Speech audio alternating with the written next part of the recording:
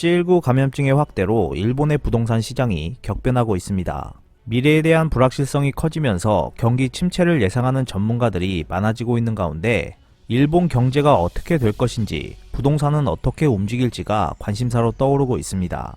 점점 더 심각한 상황에 빠지고 있는 일본 부동산에 대해 알아보았습니다. 피커TV에서 자세한 내용 전해드리겠습니다. 한때 일본의 수도권 외곽 지역에서도 판매 가격이 1억엔이 넘는 주택을 많이 볼 수 있었습니다. 하지만 지금은 이 주택 가격이 심상치 않은 모습입니다.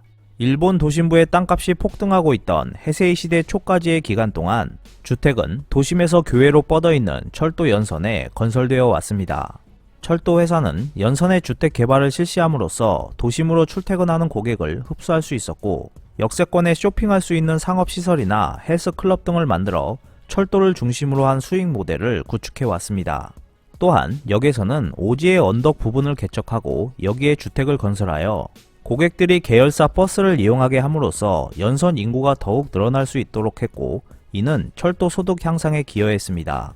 이렇게 건설된 노선 주변에는 고급 주택가라고 불리는 새로운 도시가 형성되어 갔습니다. 옛날에는 도쿄 도요 코선의 데넨초후, 오다큐선, 세이조 가쿠엔 등을 시작으로 고급 주택가도 점차 교외 지역으로 확대해 갔습니다. 그러나 최근에는 일본 주민의 고령화가 심화됨에 따라 고지대에 위치한 주택가에서 노인들의 불편한 점들이 눈에 띄기 시작했습니다. 이전에는 차를 타고 이동했기 때문에 잘 몰랐지만 나이가 들면서 운전하기 어려워지자 문제가 발생하고 있는 것입니다.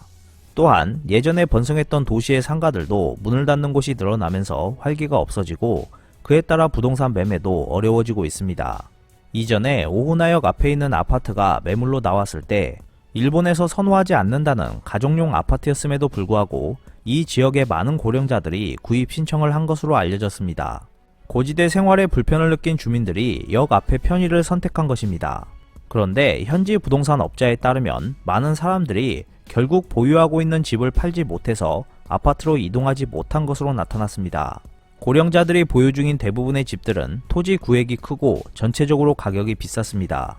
이러한 교외의 고급 주택지를 수억엔 단위로 즐겨 사는 고객이 별로 없다 보니 원하는 가격에 팔 수 없게 되면서 결국 아파트 구입을 포기할 수밖에 없었다는 것입니다.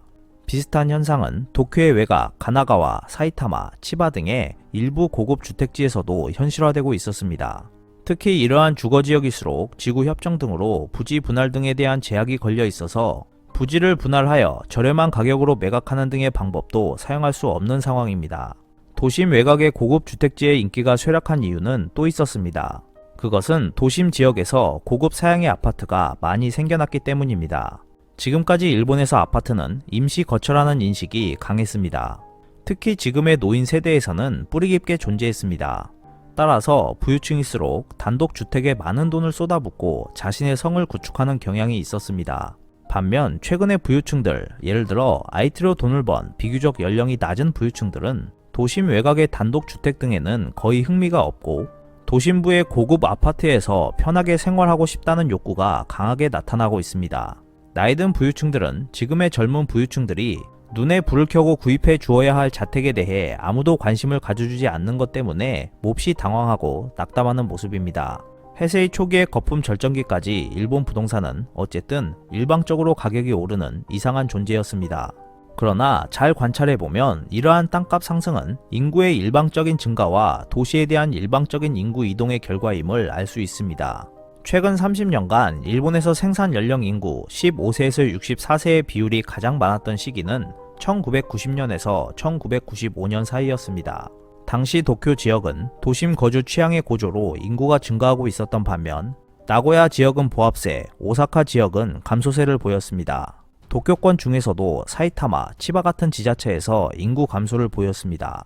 지금까지 사이타마 및 치바, 가나가와 등 지역은 방대하게 부풀어 오르는 도쿄에서 경제 활동을 담당하는 직장인들을 대상으로 주택 공급이 이루어져 왔습니다. 하지만 이 역할에 미묘한 변화가 나타나고 있습니다. 그중 대표적인 것이 빈집의 증가입니다. 일본은 세계에서 보기 드물게 인구가 급증한 나라였습니다. 1950년 일본의 인구는 약 8,300만 명, 그로부터 불과 35년 후인 1985년에는 약 1억 2,100만 명에 달했습니다. 46%의 인구 증가는 세계에서도 유례없는 일이었습니다. 풍부한 노동력은 일본 제조업에 있어서 압도적인 우위를 가져오게 하는 초석이 되었습니다. 그리고 산업의 기초를 담당하는 많은 인재가 지방에 거주함에 따라 대도시권을 중심으로 주택 부족이 표면화되면서 양적인 확보가 국가의 큰 테마가 되었습니다. 하지만 이후 인구 증가의 혜택은 사라지고 감소했다는 것은 이제까지 양적 확장에만 초점을 맞춰온 주택정책이 큰 분기점에 다다랐다는 것을 의미합니다. 그러나 한번 붙은 속도는 좀처럼 원래대로 되돌릴 수 없는 것과 같이 일본의 신규 주택 착공수는 지금도 연간 약 90만 호씩 증가하고 있습니다. 결과적으로 인구 감소에 따라 신규 착공이 감소하지 않으면서 빈집이 증가했습니다. 특히 2003년부터 2013년 기간 동안 도쿄를 제외한 가나가와, 사이타마, 치바현에서 개인 소유 주택의 빈집수가 급증하는 모습이 나타났습니다. 지금까지 이 세 개현은 도쿄로 출퇴근하는 직장인들의 거처로 사용되면서 인구는 계속 성장했고 도쿄와 연결되는 철도망의 연장에 따라 주택 개발이 진행되어 세대수도 크게 증가하고 현의 재정도 윤택해 왔습니다. 그런데 도쿄가 빈집수를 줄이기 위해 도심 거주를 촉진하는 정책들을 추진하면서 세계현은 빈집이 급증하는 사태에 빠져버렸습니다.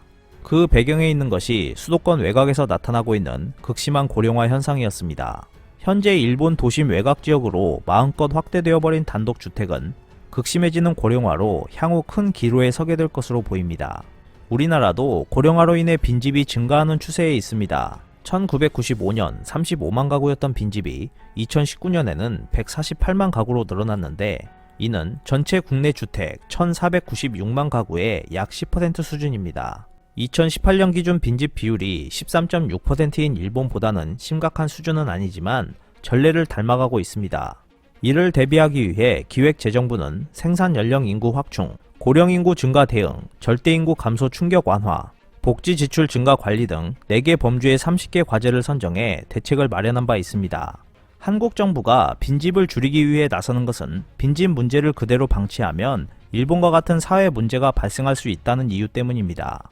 일본에서는 부모가 살던 집을 사후 상속하는 것을 포기하면서 빈집을 지자체가 세금으로 철거하는 일이 급속히 늘어나고 있습니다.